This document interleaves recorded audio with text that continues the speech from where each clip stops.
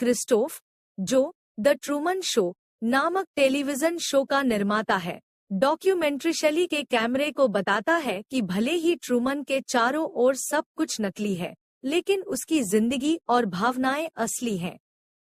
अभिनेता हन्ना गिल और लुइस कोलट्रेन, जो ट्रूमन की पत्नी और सबसे अच्छे दोस्त का किरदार निभाते हैं, क्रिस्टोफ के बयान का समर्थन करते हैं। इस बीच ट्रूमन बरबैंक, जिम कैरी, को यह नहीं पता कि 5000 छिपे हुए कैमरे उसकी पूरी जिंदगी की रिकॉर्डिंग कर रहे हैं, जिससे वह दुनिया का सबसे बड़ा टीवी सितारा बन गया है। उसे यह भी नहीं पता कि जहां वह रहता है, सी हेवन द्वीप, एक विशाल टेलीविजन स्टूडियो है, जो पूरी तरह से क्रिस्टोफ और उसकी उत्पादन टीम द्वारा नियंत्रित होता है। ट्रूमन एक खुशमिजाज बीमा एजेंट है, जिसकी पत्नी मेरिल है। एक सुबह एक सिनेमा लाइट उसके घर के सामने गिर जाती है, लेकिन एक बात की रेडियो प्रसारण इसे एक विमान द्वारा टूटते हुए हिस्सों का दोष बताकर समझा देती है। काम पर ट्रूमन किसी से गुप्त फोन कॉल करने की कोशिश करता है, जो फिजी में किसी नाम की लॉरेन या सिल्विया गार्लैंड को ढूंढ रहा है, लेकिन वह उसे नहीं मिलती। बाद में उसके बॉस उसे वेल्स द्वीप पर एक ग्राहक से मिलने के लिए भेजते हैं। इसके लिए उसे एक फेरी लेनी पड़ेगी, लेकिन वह पानी से बहुत डरता है, इसलिए वह वापस लौट जाता है। ट्रूमन अपने दोस्त मार्लोन से फिजी जाने का सपना बताता है, लेकिन मार्लोन उसे यह समझाने की कोशिश करता है कि सीहेवन द्वीप पर उसकी जिंदगी की कोई कमी नहीं है और उसे छोड़ने से रोकता है। बाद में ट्रूमन समुद्र तट पर बैठा है और द ट्रूमन शो एक फ्लैशबैक में ट्रूमन के पिता के समुद्र में डूबने का दृश्य दिखाता है। वर्तमान में बारिश शुरू होती है, सिर्फ ट्रूमन पर। जैसे ही वह इसे महसूस करता है, पूरा आकाश खुल जाता है।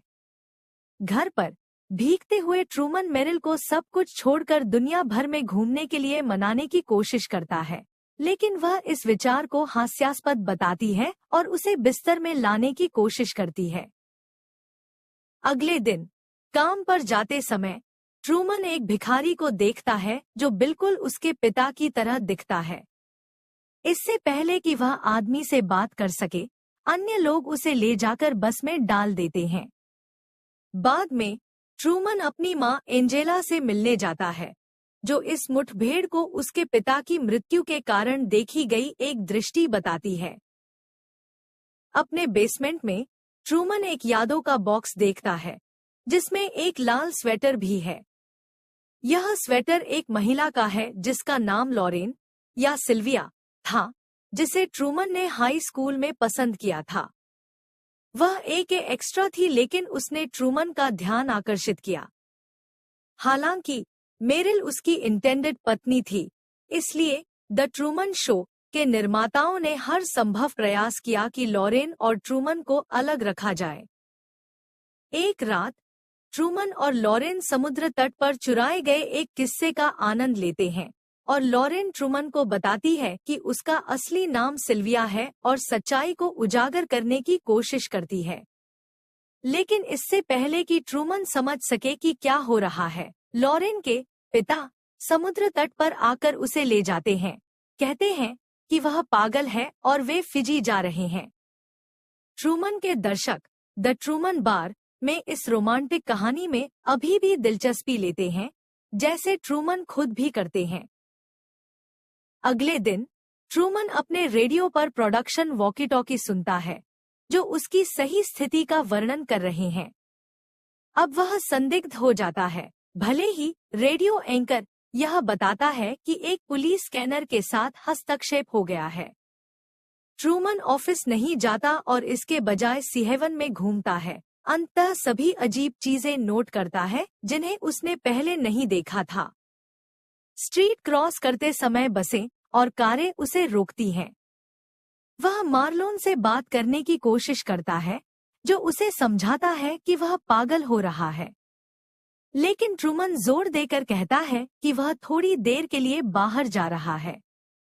अगले दिन वह मेरिल का पीछा करता है, उसे सर्जरी के लिए अभिनय करने के लिए मजबूर करता है, जिसमें डॉक्टरों को अपने अभिनय में गड़बड़ी करनी पड़ती है। ट्रूमन मेरिल को एक संदेश छोड़ता है कि वह फिजी जा रहा है। ट्रूमन सीहेवन को छोड़ने के कई तरीकों की कोशिश करता है, लेकिन क्रिस्टोफ हर मोड़ पर उसे रोकने में सक्षम होता है। अंततः वह मेरिल को उसके साथ ले जाता है और उसके जीवन में सभी अजीब असंगतियों को इंगित करता है। वह अंततः एक सड़क अवरोध पर कार से बाहर निकल जाता है, लेकिन कुछ अतिरिक्त उसे पकड़ लेते हैं और उसे घर वापस ले आते हैं। जब मेरिल मोकोकोआ के लिए अपने स्क्रिप्टेड प्रोडक्ट प्लेसमेंट को अदा करने की कोशिश करती है, तो ट्रूमन उससे पूछता है कि वह किससे बात कर रही है। उसकी संदिग्धता चरम पर पहुंच जाती है और वह उसे एक तेज उपकरण की धार पर धमकी देता है। अंततः मार्लोन एक 6 पैक के साथ आता है और मेरिल को बचाता है, जो रोती हुई कहती है कि स्थिति अनपेशेवर हो गई है। उस रात मार्लोन ट्रूमन को एक दिल से भरी हुई बात करता है, यह बताने की कोशिश करता है कि उसकी संदिग्धता गलत है। हालांकि क्रिस्टोफ मार्लोन को हर शब्द के लिए ईयरपीस के माध्यम से निर्देश देता है, जिसमें मैं तुम्हें कभी झूठ नहीं बोलूंगा ट्रूमन शामिल है। मार्लोन खुलासा करता है कि ट्रूमन अपने पिता के बारे में सही था। किर्क कुहासा से बाहर आता है और अपने बेटे को गले लगाता है। वे यह कहानी बनाने जा रहे हैं कि वह पिछले 22 वर्षों से अमनेसिया का शिकार था, लेकिन वापस आ गया है।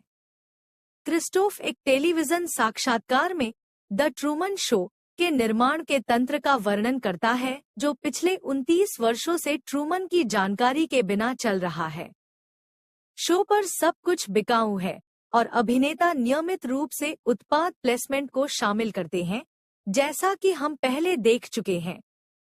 लॉरेन सिल्विया शो में कॉल करती है और क्रिस्टोफ को मैनिपुलेटिव और ईविल बताती है, लेकिन क्रिस्टोफ आश्वस्त करता है कि ट्रूमन अपनी कोठरी को पसंद करता है, बाहर की बीमार दुनिया से ज्यादा। एक रात ट्रूमन बेसमेंट में सो रहा है, जहां वह मेरिल के छोड़ने के बाद चला गया है। अचानक द ट्रूमन शो नियंत्रण टीम को एहसास होता है कि ट्रूमन वास्तव में वहां नहीं है, वह उनके कैमरों से बच गया है। क्रिस्टोफ पहली बार प्रसारण काट देता है। वे एक द्वीप भर में खोज शुरू करते हैं और क्रिस्टोफ यहां तक कि सूरज को चालू कर देता है ताकि इसे आसान बनाया जा सके। हालांकि इस समय ट्रूमन वास्तव में समुद्र के बीच में एक नाव पर है, अपने डर को पार करके अपने सपनों को पूरा करने के लिए। क्रिस्टोफ एक विशाल तूफान पैदा करता है और लगता है कि वह ट्रूमन को मारने के लिए तैयार है ताकि वह सच्चाई का पता न लगा सके। अंततः क्रिस्टोफ को ट्रूमन से मिलना पड़ता है, केवल आकाश से एक आवाज के रूप में। वह ट्रूमन को सीहेवन की सुरक्षा छोड़ने से रोकने की कोशिश करता है, कहता है कि बाहर जो कुछ है वह बीमार और खतरनाक है।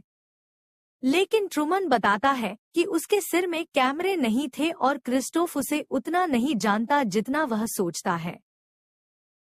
फिर ट्रूमन सेट से पहली और अंतिम बार बाहर निकल जाता है।